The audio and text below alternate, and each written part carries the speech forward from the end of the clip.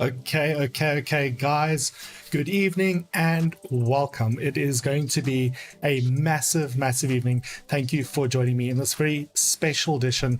This is a closed, non-public broadcast. So for those of you who have your live account sorted out and you are part of the GlobeX 360 Circle of Excellence, welcome to this very special edition. We're going to be covering the Federal Reserve interest rates, as we've obviously been discussing leading up the whole week until this evening. Now, it is going to be massive, right? We're going to see massive volatility across the board, and it's just going to be something we're essentially going to have a ton of fun diving into and having a look at. So we're going to be spending quite a bit of time. We're going to dive into charts. We're going to be looking at analysis. We're looking at past data, and we're just going to be having a ton of fun together. So drop in the comments. Let me know, guys, where in the world you are joining us from, and what is it that you're expecting from this evening. We're going to see massive volatility. I can see in the comments, Calvin, welcome my family. We're going to be having an absolutely amazing time.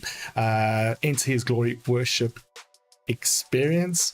Welcome, family. Please let me know what your name is. I always see this long title and I don't know what to call you. As Ashwin, welcome, guys. We're going to see some massive moves, right? So we're going to quickly have a look at what it is exactly we are diving into this evening. Now, remember, first and foremost, we're not predicting a market move, right? We're allowing the past data to show us and determine from a price action perspective, what could we potentially see in the markets. Now, again, as I've been alluding to in the past week and a bit, that if we see a full fat 100 basis point hike, meaning a full percent on the base interest rate from the Federal Reserve, it's unprecedented.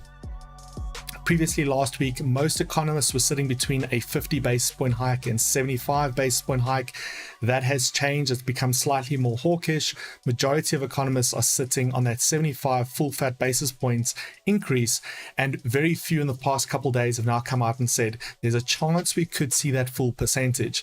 Again, this is going to come into two parts, right? The first part is that at 8 o'clock in exactly 11 minutes and 40 seconds from now, we're going to get that interest rate announcement. The expectation is 75 basis points. We could get a full 1%, and that's going to move the markets massively. That's the first part. And I'm going to show you in the charts what's happened in the past so that we have a better idea of how we can plan and predict for the future.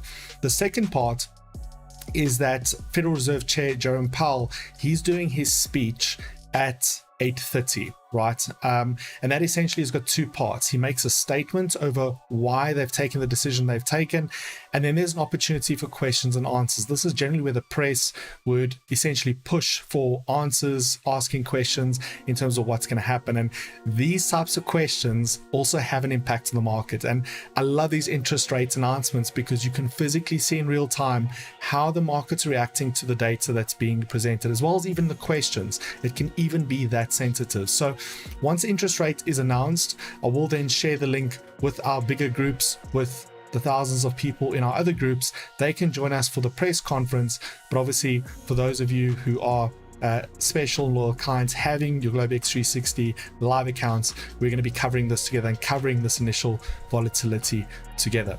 Okay, so just a quick shout out to everybody that has jumped in with us.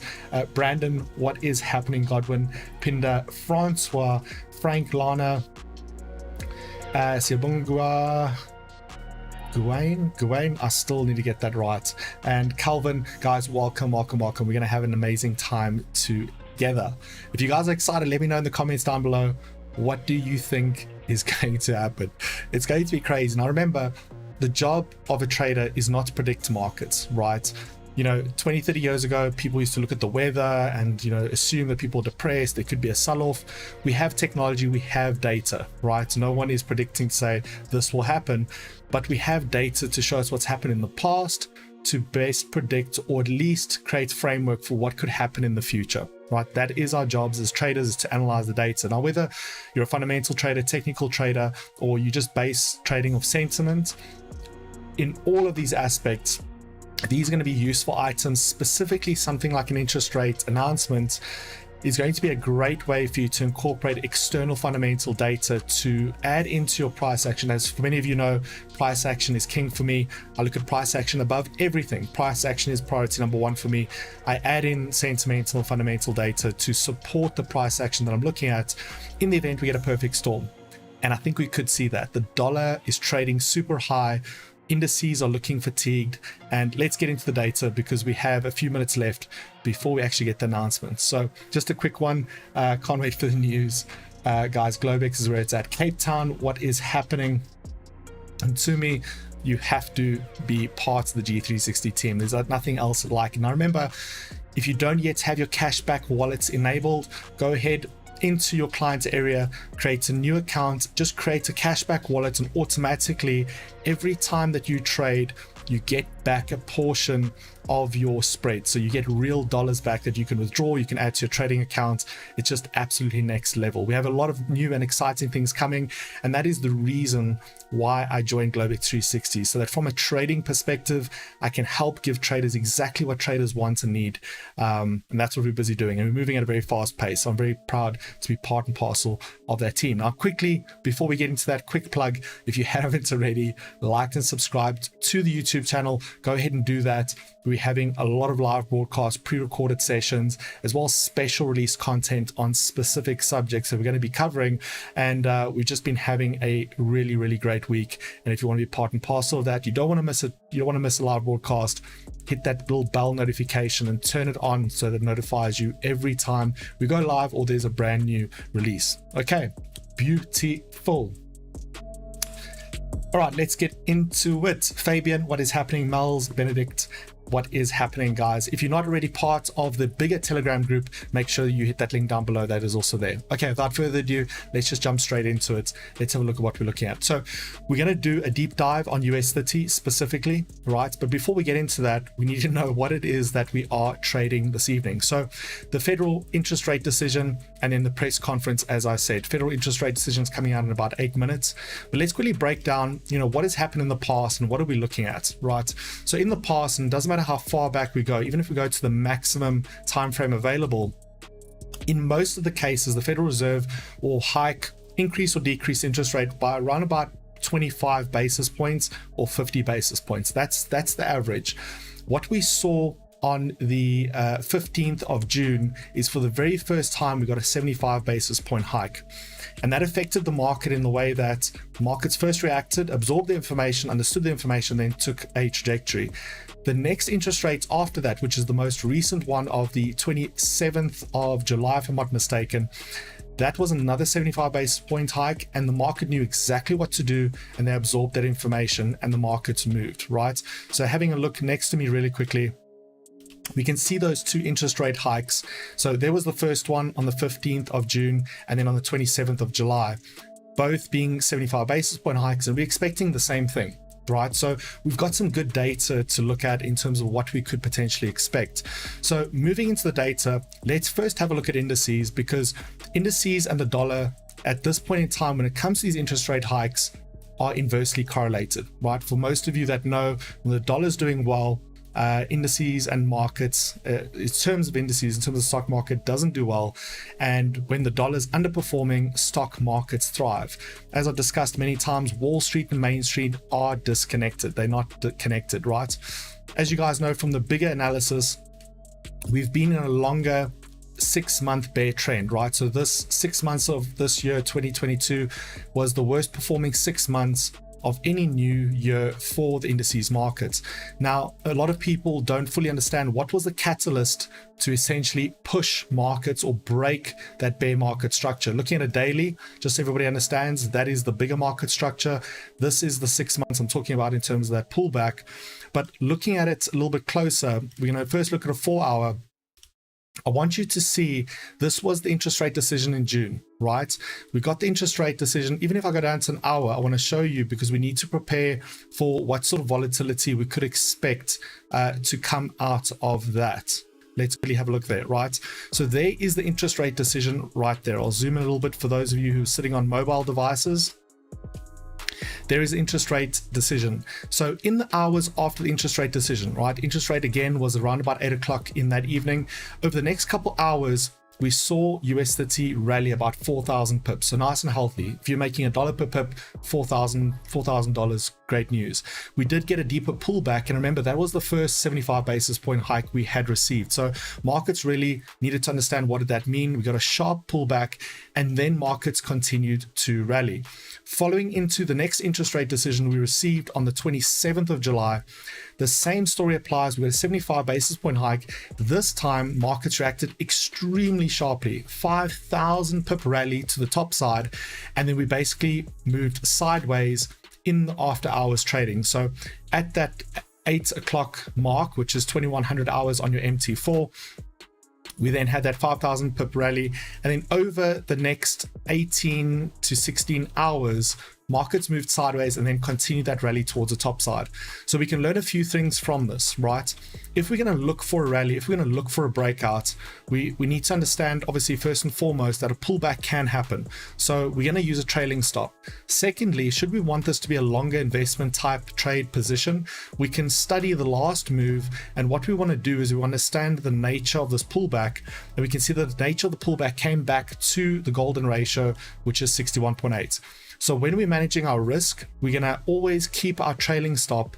Once that market spikes, and if we catch the spike, we want to then have a trailing stop below that 78.6.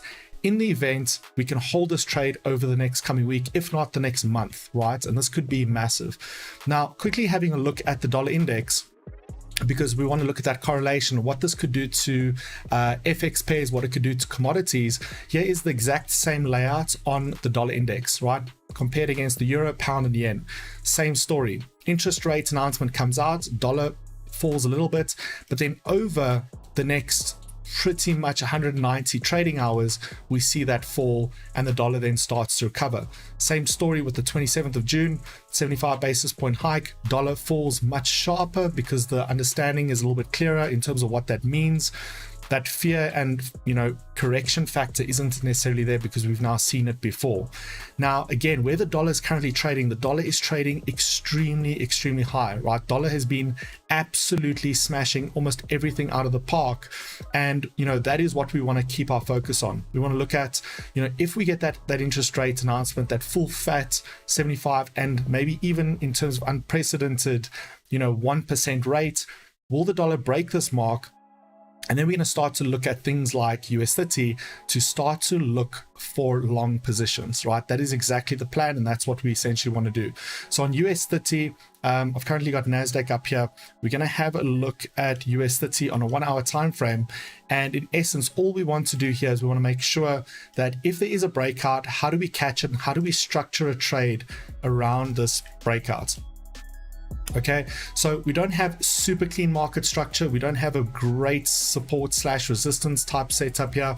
And what we're going to do is we're literally going to just look at, the past resistance levels. We know that 61.8 is a massive support / resistance. And all we're looking to do here is we're looking to break that 61.8.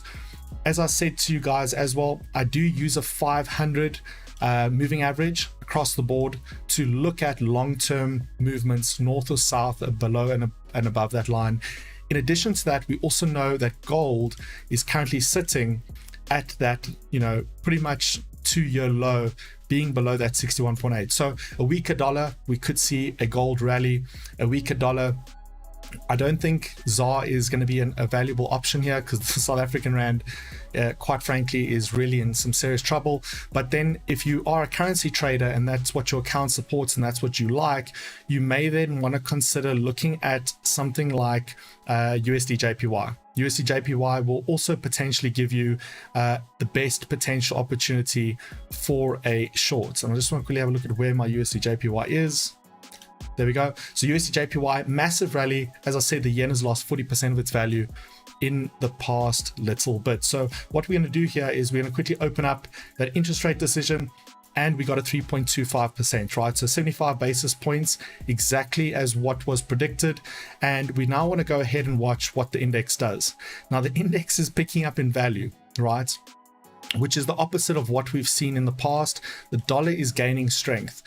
Now, this can be because of two reasons, and we have to obviously just wait out for that first 1 minute just to pass for two reasons, right? This might signal to investors in the rest of the world that the Fed is raising interest rates to protect and essentially curb inflation, right? We know that raising interest rates hurts people, the everyday person on the streets, right? If you've got a variable interest rate on your car or your home, that essentially makes acquiring money harder and harder, and they're trying to avoid a full-on recession. So it might be the opposite of the last two terms, where people have come to grips that, ultimately this is a positive for currency.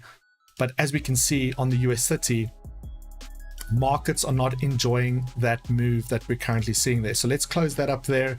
Let's close up the dollar, and let's just look at the index as well as US 30 for this moment in time. So I'm very, very cautious to short US 30, and I'm very, very cautious to buy the dollar. And for two reasons. The two reasons being, firstly, the past data shows that that is not the case, right? So if you're scalping or you're a scalper and you're looking at this from a minute time frame, yes, it might make sense.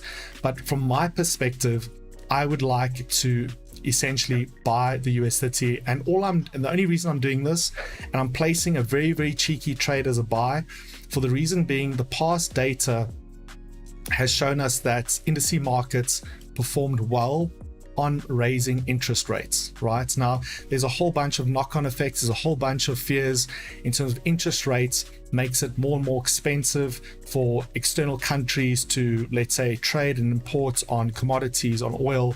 There's a bunch of deeper knock-on effects here, but ultimately, I'm looking at the past data and I'm saying, based on what previously has happened, we've got a result as close to the last two times as possible, and we obviously want to make sure we capitalize on that.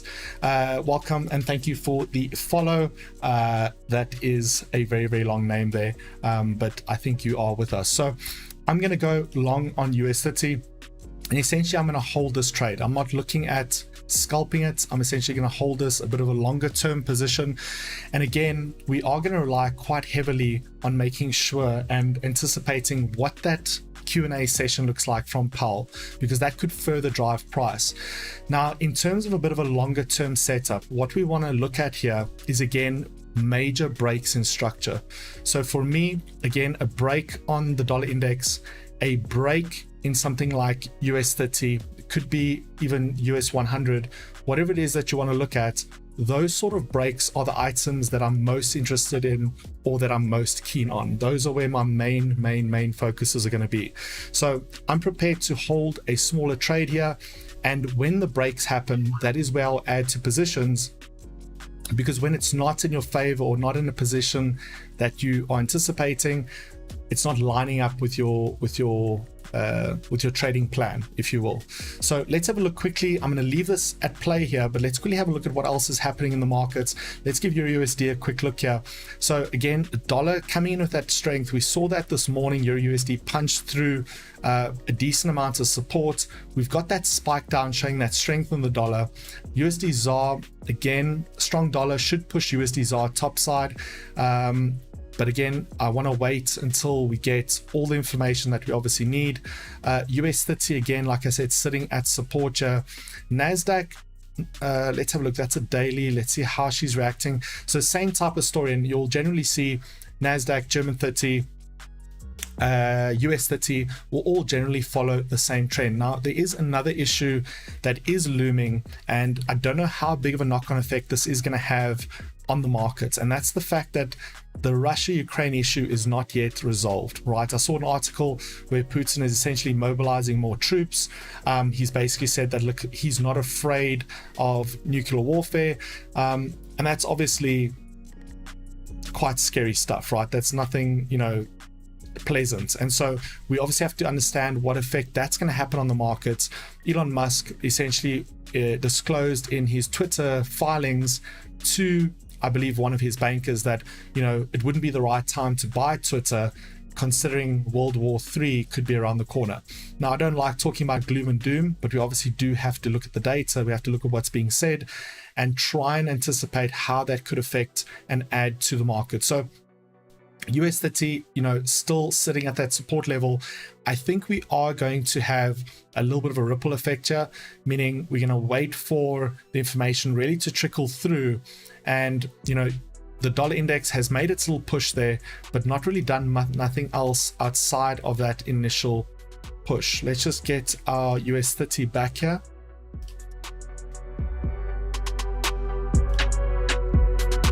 Okay, so US30's got that big spike down, and that's just because I'm looking at it from a 1 minute time frame.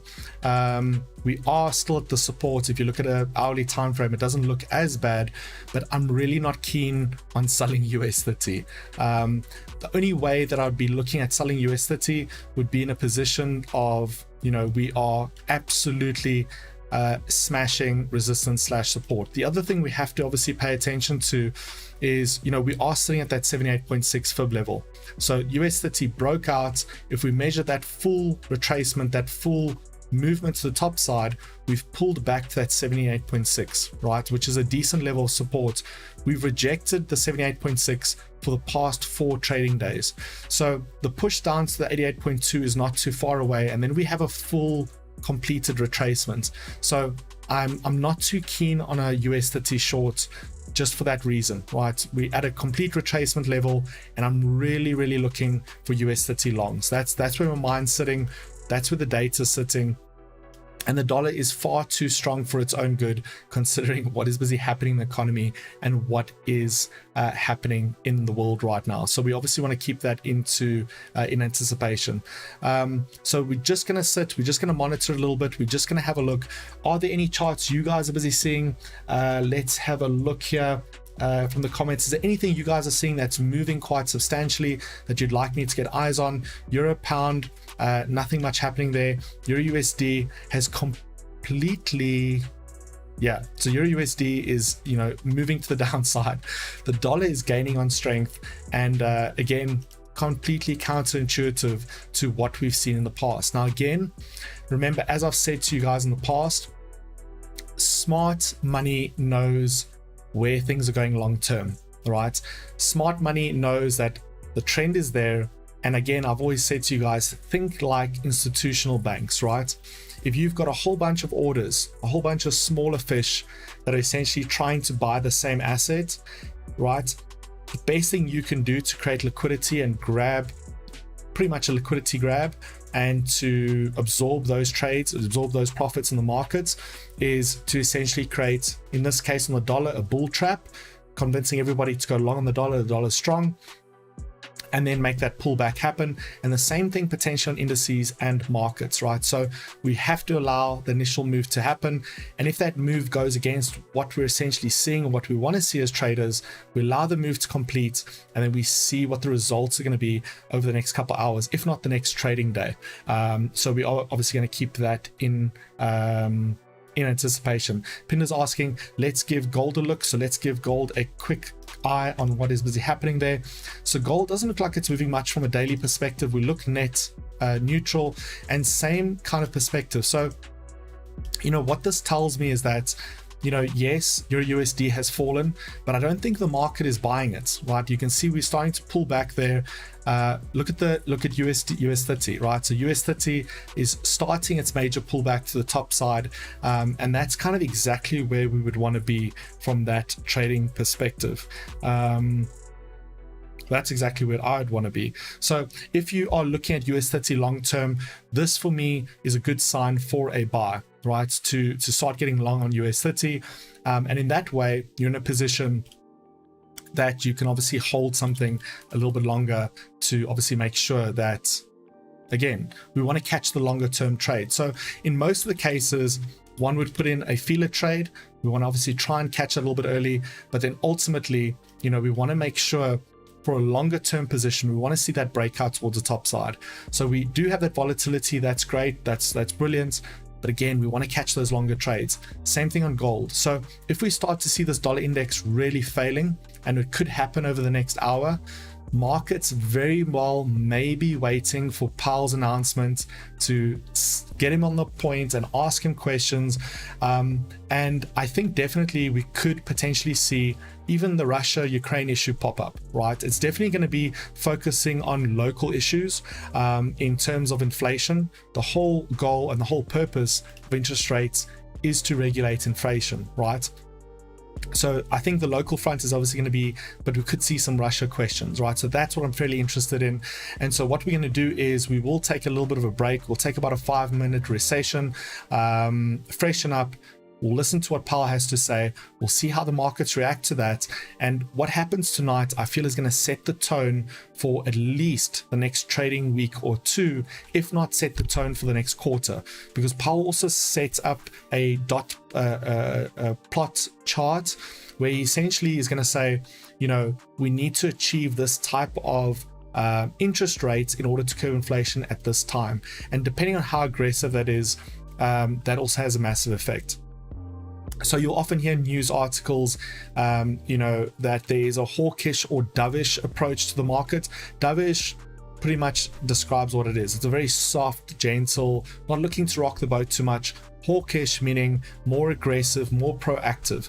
Again, the Federal Reserve has a fairly complex task on their hands, right? They're steering this monumental vehicle. The dollar represents, you know, 90% of the trading activity in the world is done in the reserve currency, or it's the reserve currency, right? So he's steering this massive vehicle, and he's looking through, essentially he's looking at past data, right? He's looking at what's happened in the previous months to try and make a decision on where to navigate. So it's an extremely tricky thing to do. And you know, the press obviously asks some questions to try and get out as much information as they potentially can. So we're obviously just going to continue to watch and see what ends up happening here, whether we get those moves. I also agree with Pinder in terms of a buy. I agree 100%.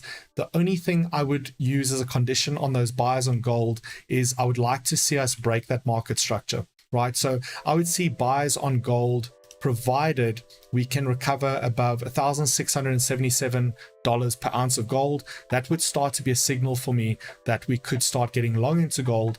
And then obviously from an investment or swing trade perspective, we would want that 61.8 to be broken on that bigger time frame. That would allow gold to recover into structure, ultimately pushing through diagonal resistance. And then we obviously have some fib levels above us that we obviously need to conquer and get through in the meantime. So that is essentially what we're going to be pushing for.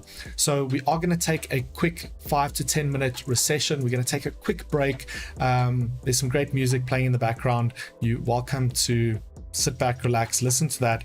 But ultimately, just a quick break, freshen up. I'm going to change up cameras, change up batteries at least, and then we're going to listen to what Powell has to say, and we will further observe what is happening in the markets together. So without further ado, we're going to do that quick recession, and then we will be back after a few minutes. I'll set a timer so you can see it on screen, and then I'll see you guys in a little bit.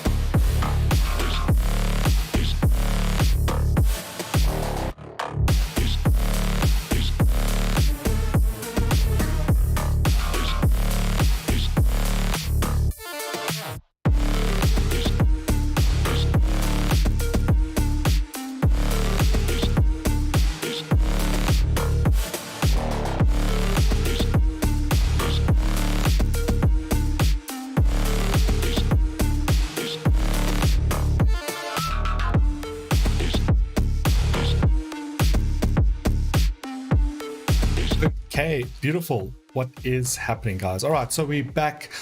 We are going to be covering the live coverage of the press conference coming up in the next minute. And if markets haven't been already rocked by the FOMC announcements, in terms of that interest rate decision, I'm still holding my buy on USD as we were looking a little bit earlier. I've entered in a deeper trade over here, and that's already moved into profit.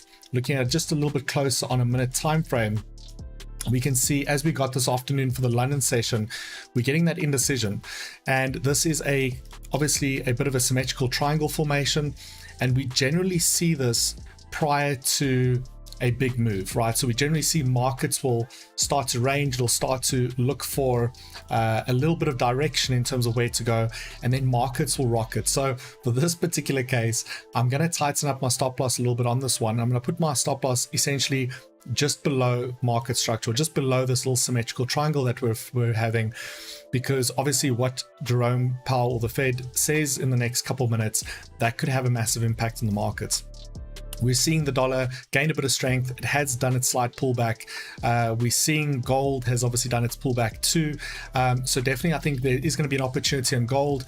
Gold is giving us the first sign that we could potentially get that breakout to the top side. So gold, nice big candlestick to the downside, as I said, and we want to look for that breakout above, like I said, the $1,678 to an ounce of gold. So it's all going down. We're going to watch it. We're going to cover it live together, and we're obviously going to look at the reactions and what ends up happening in the markets. So let's obviously make sure Powell doesn't say anything that rocks the boat. We might hear a bit of Russia, we might hear a bit of Ukraine. But guys, if you aren't already subscribed, make sure you hit that subscribe button, hit the like button. Make sure we're going to be releasing a ton of content tomorrow morning. First thing, pounds for breakfast, London session live, and then New York Stock Exchange live, all happening tomorrow. So you want to be a part of that as we jump into those markets. So without further ado, let's jump in and let's have a look at what old Papa Powell has to say and where we're potentially going in the markets today. My colleagues and I are strongly committed to bringing inflation back down to our 2% goal. We have both the tools we need and the resolve that it will take to restore price stability on behalf of American families and businesses. Price stability is the responsibility of the Federal Reserve and serves as the bedrock of our economy. Without price stability, the economy does not work for anyone. In particular, without price stability, we will not achieve a sustained period of strong labor market conditions that benefit all. Today, the FOMC raised its policy interest rate by 0.75 percentage point, and we anticipate that ongoing increases will be appropriate. We are moving our policy stance purposefully to a level that will be sufficiently restrictive to return inflation to 2%. In addition, we are continuing the process of significantly reducing the size of our balance sheet. I will have more to say about today's monetary policy actions after briefly reviewing economic developments. The U.S. economy has slowed from the historically high growth rates of 2021, which reflected the reopening of the economy following the pandemic recession. Recent indicators point to modest growth of spending and production. Growth in consumer spending has slowed from last year's rapid pace, in part reflecting lower real disposable income and tighter financial conditions. Activity in the housing sector has weakened significantly, in large part reflecting higher mortgage rates. Higher interest rates and slower output growth also appear to be weighing on business fixed investment, while weaker economic growth abroad is restraining exports. As shown in our summary of economic projections, since June, FOMC participants have marked down their projections for economic activity, with the median projection for real GDP growth standing at just 0.2% this year and 1.2% next year, well below the median estimate of the longer-run normal growth rate. Despite the slowdown in growth, the labor market has remained extremely tight, with the unemployment rate near a 50-year low, job vacancies near historical highs, and wage growth elevated. Job gains have been robust, with employment rising by an average of 378,000 jobs per month over the last 3 months. The labor market continues to be out of balance, with demand for workers substantially exceeding the supply of available workers. The labor force participation rate showed a welcome uptick in August, but has little changed since the beginning of the year. FOMC participants expect supply and demand conditions in the labor market to come into better balance over time, easing the upward pressure on wages and prices. The median projection in the SEP for the unemployment rate rises to 4.4% at the end of next year, a half percentage point higher than June projections. Hey guys, just check your US 30. US 30 is skyrocketing. Of the median estimate of its longer run normal level. Inflation remains well above our 2% longer run goal. Over the 12 months ending in July, total PCE prices rose 6.3%. Excluding the volatile food and energy categories, core PCE prices rose 4.6%.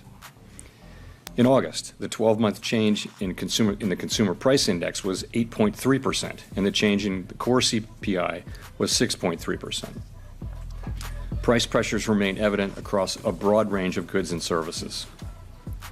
Although gasoline prices have turned down in recent months, they remain well above year-earlier levels, in part reflecting Russia's war against Ukraine, which has boosted prices for energy and has created additional upward pressure on inflation.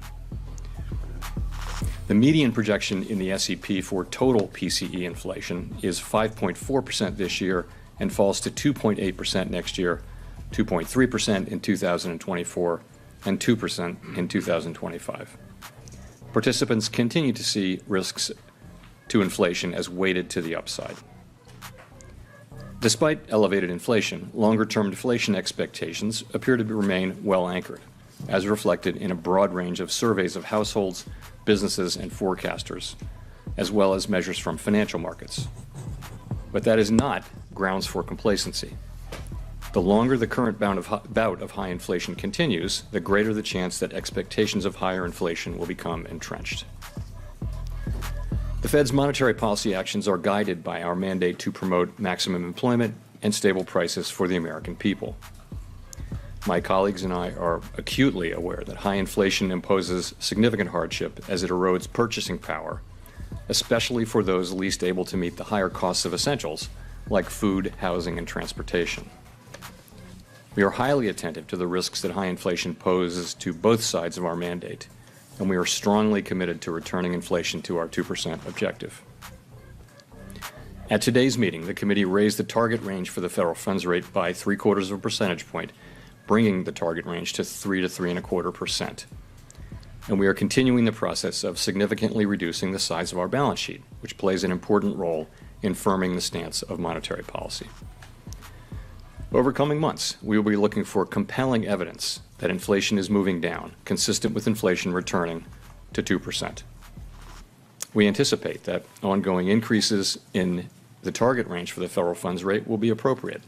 The pace of those increases will continue to depend on the incoming data and the evolving outlook for the economy. With today's action, we have raised interest rates by 3 percentage points this year.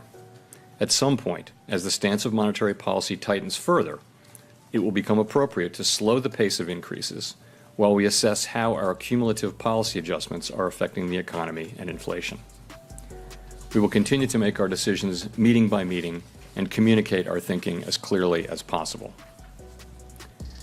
Restoring price stability will likely require maintaining a restrictive policy stance for some time. The historical record cautions strongly against prematurely loosening policy.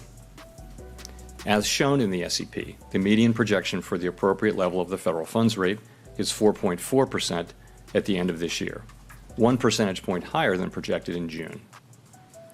The median projection rises to 4.6% at the end of next year and declines to 2.9% by the end of 2025, still above the median estimate of its longer run value. Of course, these projections do not represent a committee decision or plan, and no one knows with any certainty where the economy will be a year or more from now. We are taking forceful and rapid steps to moderate demand so that it comes into better alignment with supply. Our overarching focus is using our tools to bring inflation back down to our 2% goal and to keep longer-term inflation expectations well anchored. Reducing inflation is likely to require a sustained period of below-trend growth, and there will very likely be some softening of labor market conditions. Restoring price stability is essential to set the stage for achieving maximum employment and stable prices over the longer run. We will keep at it until we're confident the job is done. To conclude, we understand that our actions affect communities, families, and businesses across the country. Everything we do is in service to our public mission. We at the Fed will do everything we can to achieve our maximum employment and price stability goals. Thank you, and I look forward to your questions.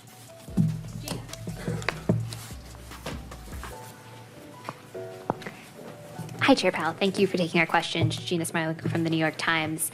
I wonder if you could give us a little detail around how you'll know when to slow down these rate increases and how you'll eventually know when to stop. Dylan G, what is happening? Lanisha, So how are you doing? I will answer your question directly, but I want to start here today by saying that my main message has not changed at all since Jackson Hole. The FOMC is strongly resolved to bring inflation down to 2%, and we will keep at it until the job is done. So the way we're thinking about this is the overarching focus of the committee is getting inflation back down to 2%. To accomplish that, we think we'll need to do two things in particular. To achieve a period of growth below trend and also some softening in labor market conditions to foster a better balance between demand and supply in the labor market. So on the first, committee's forecasts and those of most outside forecasters do show growth running below its longer run potential this year and next year. On the second, though, so far there's only modest evidence that the labor market is cooling off.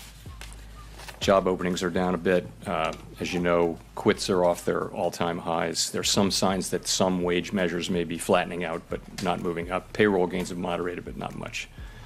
And in light of the high inflation we're seeing, we think we'll need to, and in light of what I just said, we think that we'll need to bring our funds rate to a restrictive level and to keep it there for some time. So what will we be looking at, I guess, is your question. So we'll be looking at a few things. First, we'll want to see growth continuing to run below trend. We'll want to see movements in the labor market showing a return to a better balance between supply and demand. And ultimately, we'll want to see clear evidence that inflation is moving back down to 2%. So that's what we'll be looking for. In terms of reducing rates, I think we'd want to be very confident that inflation is moving back down to 2%. Before we would consider that. Steve.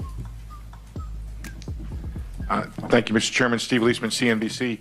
Can you talk about how you factor in the variable lags on inflation and the extent to which the outlook for rates should be seen as linear in the sense that you keep raising rates, or can you envision a time when there's a pause to kind of look at what has been wrought in the economy from the rate increases? Thank you. Sure. So, of course, monetary policy does famously work with long and variable lags. The way I think of it is our policy decisions affect financial conditions immediately. In fact, financial conditions have usually been affected well before we actually announce our decisions. Then changes in financial conditions begin to affect economic activity fairly quickly, within a few months. But it's likely to take some time to see the full effects of changing financial conditions on inflation. So we are very much mindful for that, and that's why I noted in my opening remarks that at some point, as the stance of policy tightens further, it will become appropriate to slow the pace of rate hikes while we assess how our cumulative policy adjustments are affecting the economy and inflation. So that's how we think about that. Your second question, sorry, was? Is there a point in time that you could see pausing? Is it linear that you keep raising rates, or is there? Oh, I'm sorry. I should know better than to not talk with my microphone. I should know better than to answer your second question. Oh, there you go. Is it linear? Do you keep raising rates, or is there a pause that you could envision where you kind of figure out what has happened to the economy and give time to catch up in the real economy, the rate increase time to catch up in the real economy? Thank you. So I think it's very hard to say with precise certainty the way this is going to unfold. As I mentioned, what we think we need to do and should do is to move our policy rate to a restrictive level that's restrictive enough to bring inflation down to 2%, where we have confidence of that. And What you see in the views as of today. Just a quick one, guys. So that's very quickly doubled in accounts in one move just on the FOMC. And she's still absolutely smashing. That's 5,000 pips banked right there. Let's continue to listen out and see what they have to say.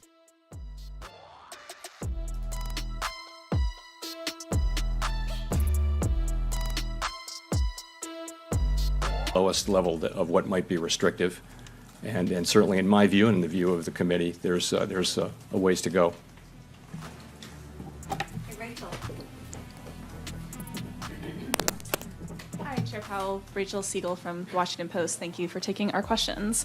The projections show the unemployment rate rising to 4.4% next year. And historically, that kind of rise in the unemployment rate would typically bring a recession with it. Should we interpret that to mean no soft landing? And is that kind of rise necessary to get inflation down? Right. So you're right. In the SEP, there's what I would characterize as a relatively modest increase in the unemployment rate from a historical perspective, given the expected decline in inflation. Now, why is that? So really, that is what we generally expect, because we see the current situation as outside of historical experience in a number of ways, and I'll mention a couple of those. First, and you know these, but first, job openings are incredibly high relative to the number of people looking for work. It's plausible, I'll say, that job openings could come down significantly, and they need to, without as much of an increase in unemployment as has happened in earlier historical episodes. So that's one thing. In addition, in this cycle, longer run inflation expectations have generally been fairly well anchored. And as I've said, there's no basis for complacency there. But to the extent that continues to be the case, that should make it easier to restore price stability. And I guess the third thing I would point to that's different this time is that part of this inflation is caused by this series of supply shocks that we've had, beginning with the pandemic and really with the reopening of the economy, and more recently amplified and added to by Russia's invasion of Ukraine, have all contributed to the sharp increase in inflation. So these are the kinds of events that are not really seen in prior business cycles. And in principle, if those things start to get better, and we do see some evidence of the beginnings of that, it's not much more than that, but it's good to see that. For example, commodity prices look like they may have peaked for now. Supply chain disruptions are beginning to resolve. Those developments, if sustained, could help ease the pressures on inflation. So let me just say, how much these factors will turn out to really matter in this sequence of events, it remains to be seen. We have always understood that restoring price stability while achieving a relatively modest decline, a rather increase in unemployment, and a soft landing would be very challenging. And we don't know. No one knows whether this process will lead to a recession, or if so, how significant that recession would be. That's going to depend on how quickly wage and price inflation pressures come down, whether expectations remain anchored, and whether, also do we get more labor supply, which would help as well. In addition, the chances of a soft landing are likely to diminish to the extent that policy needs to be more restrictive or restrictive for longer. Nonetheless, we're committed to getting inflation back down to 2% because we think that a failure to restore price stability would mean far greater pain later on.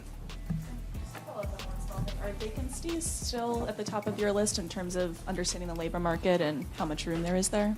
Yes, vacancies are still almost 2-to-1 ratio to unemployed people. That and quits are really very good ways to look at how tight the labor market is and how different it is from other cycles, where generally the unemployment rate itself is the single best indicator. We think those things have for quite a time now really added value in terms of understanding where the labor market is. Nick.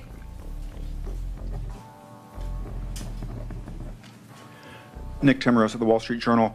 You said not too long ago in describing the policy destination, there's still a way to go. But I imagine you have to have some idea about how you're thinking about your destination, whether it's a stopping point or a pausing point. And so I was wondering if you could discuss how you are thinking about, as the data come in, where that destination is, how it's moving up if inflation doesn't perform as you expect, do you want to have a policy rate that's above the underlying inflation rate, for example? And do you have an estimate for where you think the underlying inflation rate might be in the economy right now? Well, so again, we believe that we need to raise our policy stance overall to a level that is restrictive, and by that I mean is meaningfully putting meaningful downward pressure on inflation. That's what we need to see in the stance of policy. We also know that there are long and variable lags, particularly as they relate to inflation. So it's a challenging assessment.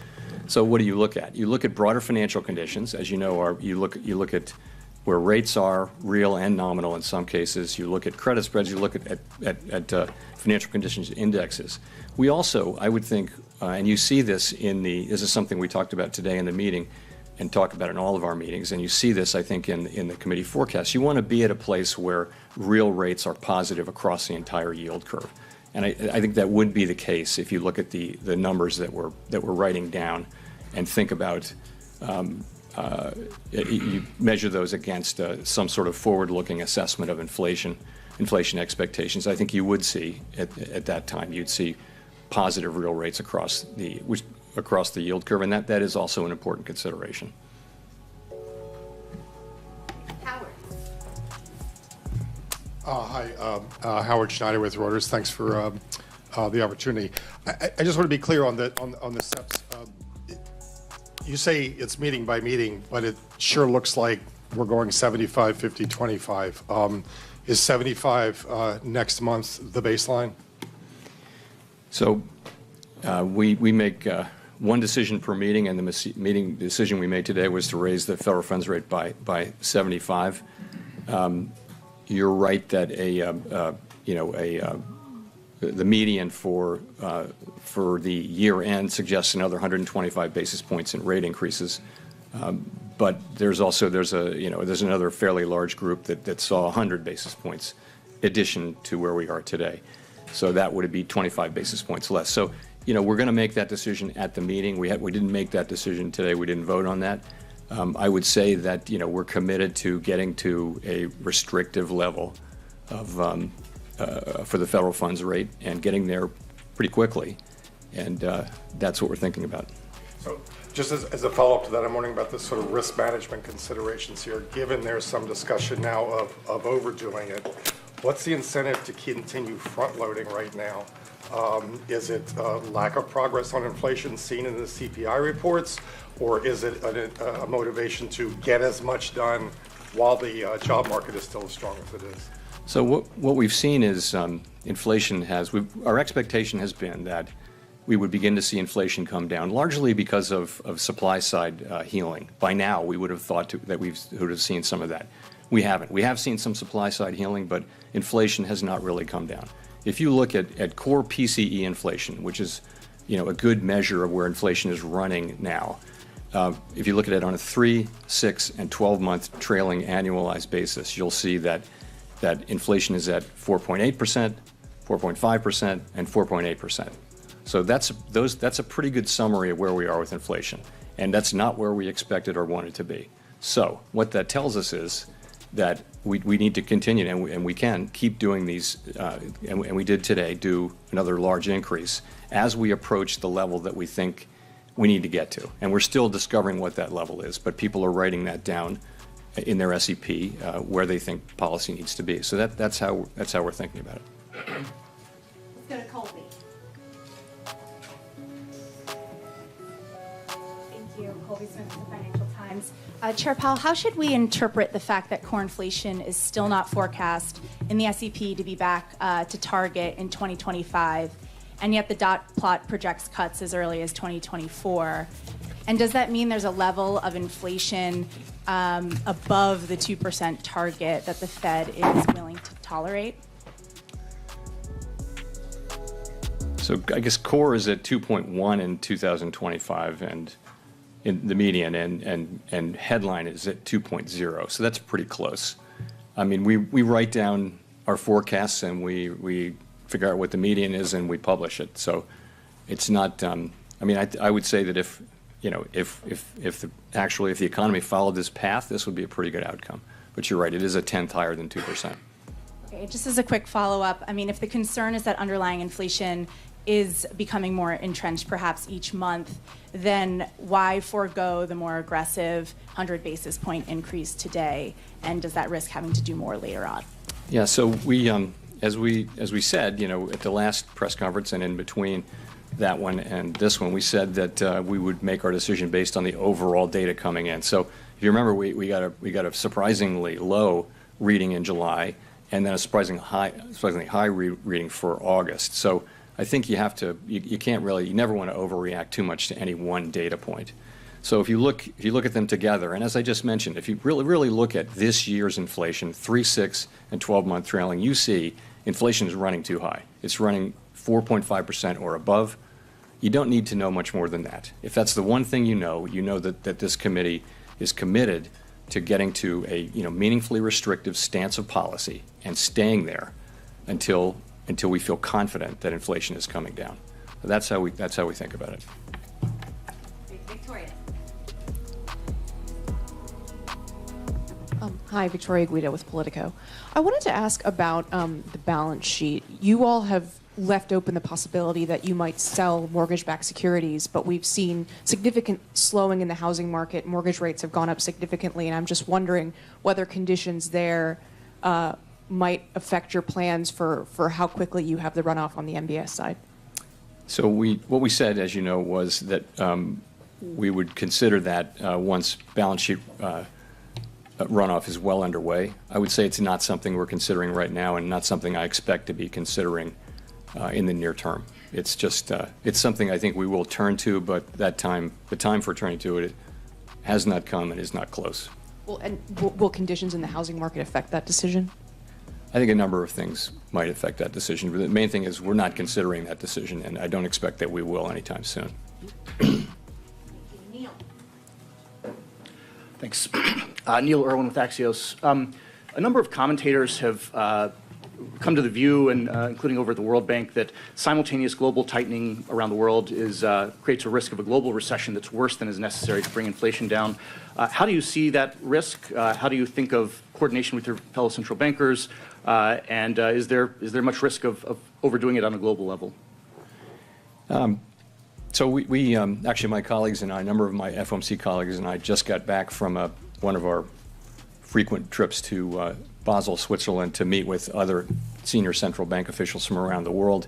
We are in pretty regular contact, and we exchange. Of course, we all serve a domestic mandate, domestic objectives, in our case, the dual mandate, maximum employment and price stability. But we regularly discuss what we're seeing in terms of our own economy and international spillovers. And it's a very ongoing, constant kind of a process. So we are very aware of what's going on in other economies around the world and what that means for us and vice versa.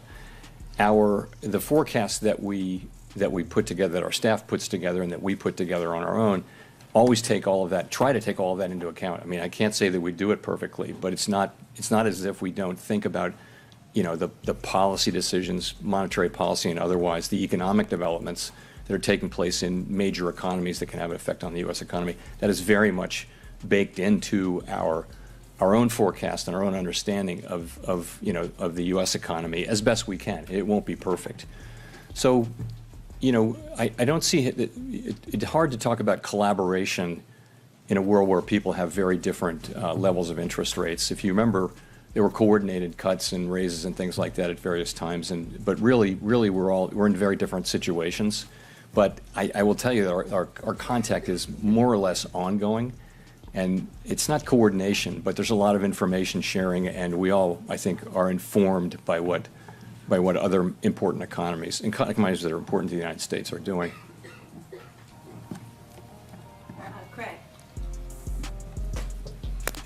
Craig Torres from Bloomberg.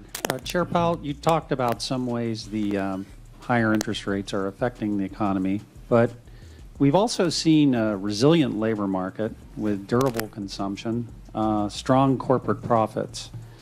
And I'm wondering what your story is on the resilience of the economy. After all, you and your colleagues said, well, we started tightening in March when we were talking about interest rates in the future. And indeed, Treasury rates moved up, so we should have had a lot of tightening taking effect.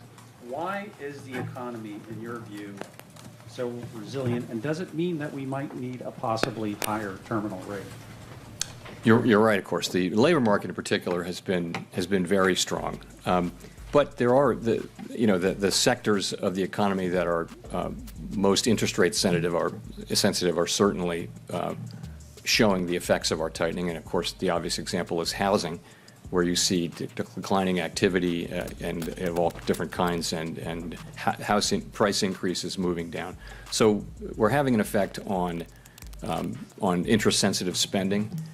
I think through exchange rates, we're having an effect on exports and imports.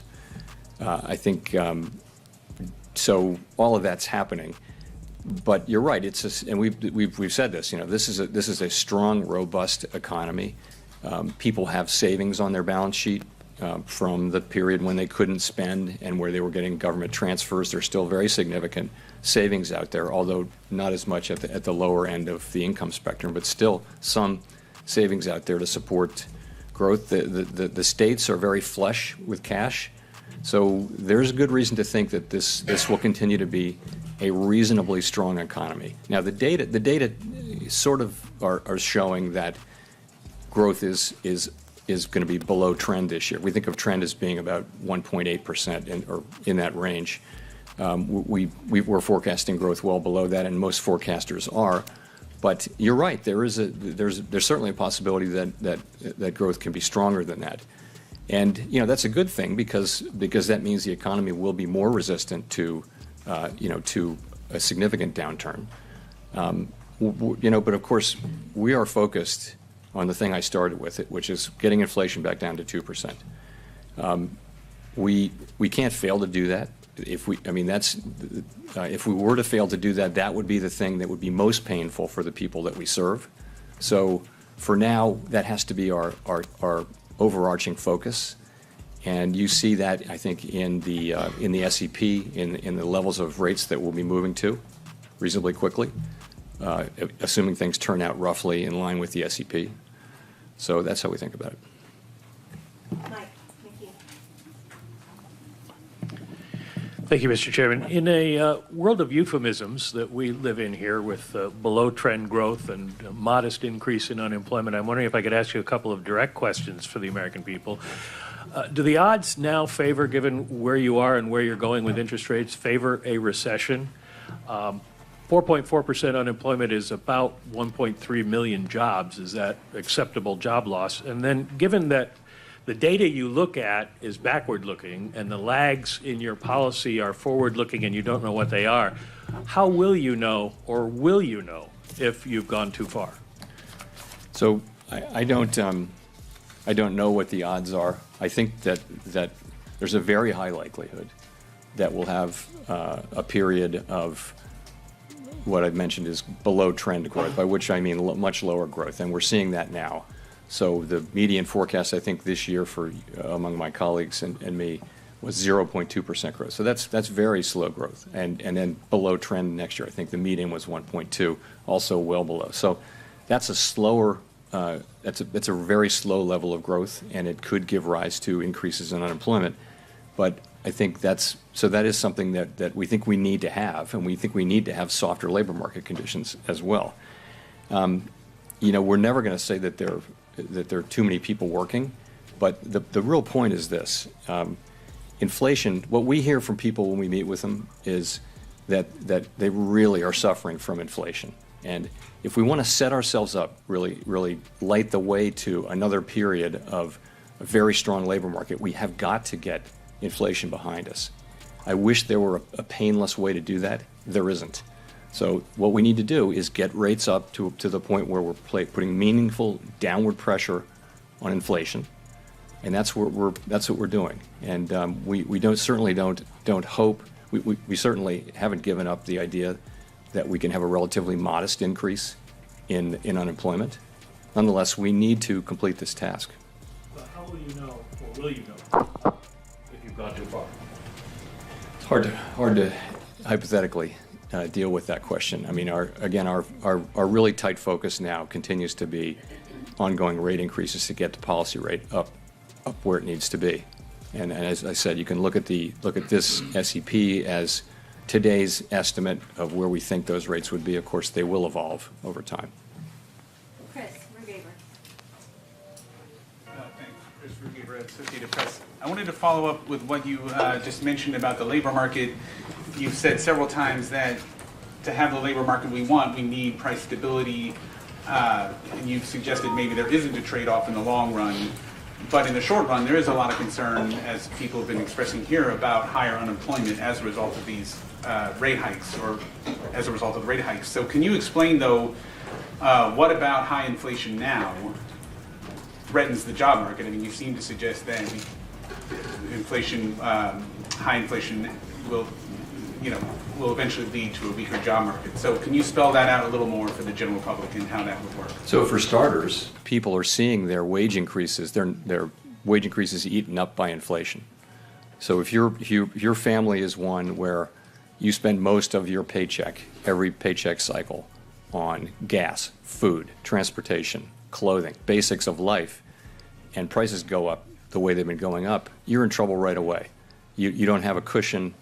And this is very painful for people at the lower end of the income and wealth spectrum. So that's what we're hearing from people is, it very much that inflation is really hurting.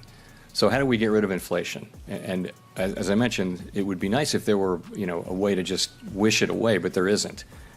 We have to get supply and demand back into alignment. And the way we do that is by slowing the economy. Hopefully we do that by slowing the economy, and we see some softening in labor market conditions, and we see a big contribution from supply side, improvements and things like that. But none of that is guaranteed. In any case, our job is to deliver price stability, and I think you can think of price stability as an asset that just delivers large benefits to society over a long period of time. We really saw that for a long time. The United States had 2% inflation, didn't move around much. And that was enormously beneficial to the public that we serve. And we have to get back to that and keep it for another long period of time. To pull back from the task of doing that is you're just postponing. The record shows that if you postpone that, the delay is only likely to lead to more pain. So I think we're moving to do what we need to do and do our jobs, and that's what you see us doing. Thank you for taking the question, Mr. Chairman. Edward Lawrence for Fox Business.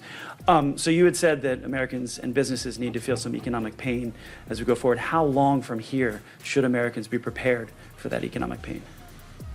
How long? I mean, it really depends on how long it takes for wages and more than that, prices to come down, for inflation to come down. And what you see in our projections today is that inflation moves down significantly over the course of next year, and then more the next year after that. And I think once you're on that path, that's a good thing, and things will start to feel better to people. They'll feel lower inflation. They'll feel that the economy's improving, and also if our projections are close to right, you will see that that the costs in unemployment they're meaningful, and they're certainly very meaningful to the people who lose their jobs, and we talk about that in our meetings quite a lot. But at the same time, we'd be setting the economy up for another long period. This era has been noted for very long expansions. We've had 3 of the 4 longest in measured history since we got inflation under control, and that's not an accident. So when inflation is low and stable, you can have these 9, 10, 11, 10-year expansions, and you can see what we saw in 2018, 19, and 20, which was very low unemployment, the biggest wage gains going to people at the low end of the spectrum, the smallest racial gaps that we've seen in since we started keeping track of that. So we want to get back to that, but to get there, we're going to have to get supply and demand back in alignment, and that's going to take tight tight monetary policy for a period of time. As a follow, what is that economic pain in your mind? Is it job losses? Is it higher interest rates on credit cards? What is that economic pain? So it's all of those things. Higher interest rates, slower growth, and a softening labor market are all painful for the public that we serve.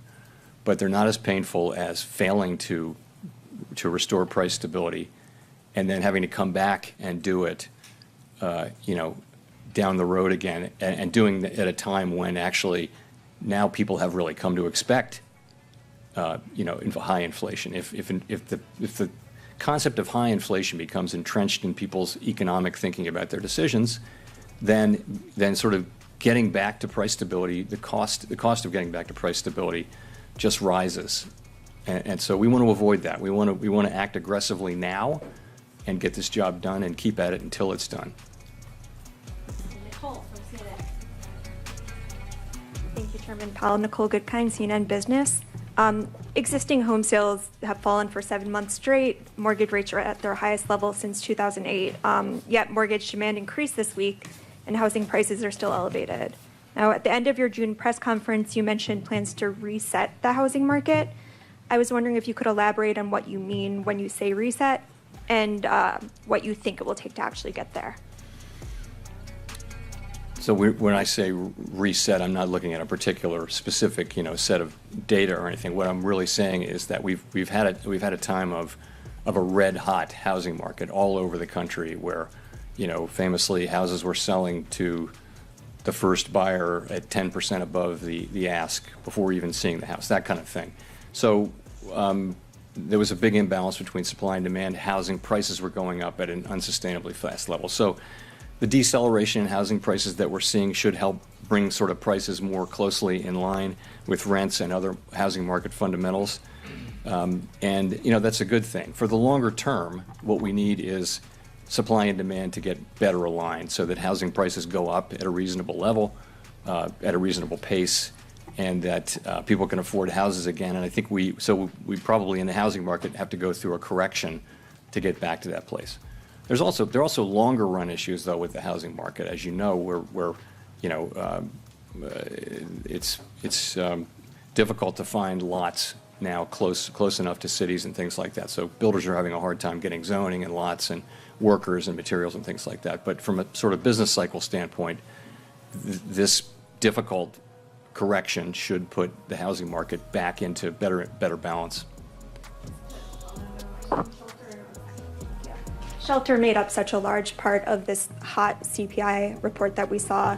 Do you think that there is a lag and that we will see that come down in the coming months, or do you think that there's still this imbalance that needs to be addressed? I think that shelter inflation is going to remain high for some time. We're looking for it to come down, but it's not exactly clear when that will happen. So it may take some time. So I think hope for the best, plan for the worst. So I think on shelter inflation, you just got to assume that it's going to remain pretty high for a while. Okay, we'll go to Jean for the last question. Hi, Jean Young with Market News. You've talked about the need to get real rates into positive territory, and you said earlier that policy is just moving into that territory now. So I'm curious, how restrictive is rates at 4.6% expected? Is that expected to be next year? How restrictive? So I think if you look, when we get to, let's assume we do get to that level, which I think is likely, what you're going to do is you're going to adjust that for some forward-looking measure of inflation, and that could be, you pick your measure. It could be, there are all kinds of different things you can pick and you get, but what you'll get is a positive number. In all cases, you will get forward inflation expectations in the short term, I think, that are going to be, assuming that we're doing our jobs appropriately, that will be significant. So you'll have a positive federal funds rate at that point, which could be 1% or so. But I don't know exactly what it would be, but it would be significantly positive when we get to that level. And let me say, we've written down what we think is a plausible path for the federal funds rate. The path that we actually execute will be enough. It will be enough to restore price stability. So this is something that, as you can see, they've moved up. And we're going to continue to watch incoming data and the evolving outlook and ask ourselves whether our policy is in the right place as we go. Thank you very much.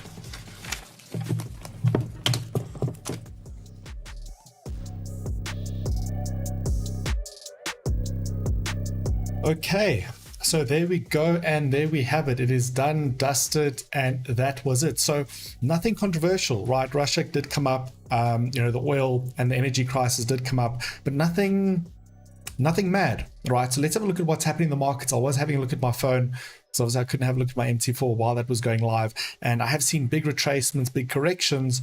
So let's see what the markets have in store for us, and let's see how we can potentially benefit off of this.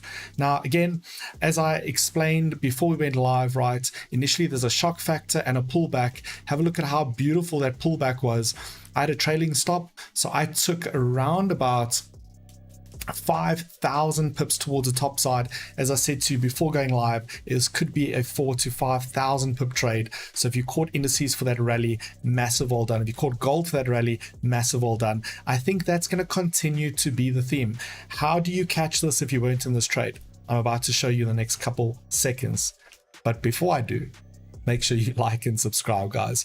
These live broadcasts are only made possible by Globex 360. G360 TV is for us, for traders, by traders, but this is made possible by Globex 360. There's a lot of effort, there's a lot of money, there's a lot of time that goes into things like this, and showing your support by hitting that like button, hitting the subscribe button, and potentially sharing this with someone else out there that needs this kind of information to become profitable. We had a super profitable morning. Our London session was great. New York Stock Exchange was a little bit dodgy, but we've had an amazing session again today. Our last 5 or 6 broadcasts in a row, we have had profitable trading sessions. So anybody that needs to see this, who needs this kind of information knowledge, feel free, go and tell them, join into our Globex 360 Telegram group, because that is where it's at. All right, beautiful. Thank you, Keegan. All right, so how do we trade and how do we deal with this, right? We're looking at this on a 1 minute time frame. Again, what we want to look for here, RSI is going to give us a little bit of an indication as to when that break may end up happening. Okay, again, as I taught you guys, RSI can be a really, really, really great tool in giving us that indication. So what I'm looking for here on the RSI and what I'm looking for in US 30, remember I told you guys about that 500 period moving average. You can add this on your phones, you can add this on your MT4, but we're looking at the 500 period moving average on a 1 minute time frame. So what does that mean? That means 500 minutes in terms of time frame. If we break that top side, we are buying US 30 again. In terms of gold, similar type of story. Let's give it a look there. We've broken that price I originally said, but we ultimately want to get above that 61.8. 61.8 represents $1,690 per ounce of gold, and those are going to be the items that we're going to be paying quite a bit of attention to. And over the next day, this is going to set the tone for where the dollar is going to go. Give USD JPY a definite look, give Euro USD a concerted effort, and obviously watch out and have a look at Bitcoin. If you guys go look at Bitcoin over the minute chart, that went absolutely nuts. Now, will the dollar weakness be enough for Bitcoin to make its comeback? That's what we need to obviously stay tuned and make sure we are a part of. Remember, tomorrow morning at about 6 a.m., I will have the Pounds for Breakfast show ready for you, and that will take the events of this evening. I'll break it down and we'll have a better forecast of where we're going to be going. But remember, in the future, to be part of the live trading sessions for London session, as well as New York Stock Exchange, as well as special trading sessions, get that account funded, and we will then broadcast and send you out those links for those special events and special meetings. This is all parts and parcel and brought to you thanks to Globex 360. Now remember, guys, as always, live and trade the Globex 360 way. Have an amazing evening. We've had a crazy day. We've had 4 broadcasts, 4 productions today. So as you can expect, I am beat. It's been a great day in the markets. Doubled one of my accounts, which is amazing. And as always, we will do it all again tomorrow, and it's just going to keep getting better week after week. There's a ton of very powerful things that are coming, but until I see you guys all a little bit later, my name is Dane van der Musk, guys. It has been an absolute pleasure. I will see you guys all bright and early. Have a good evening. Goodbye.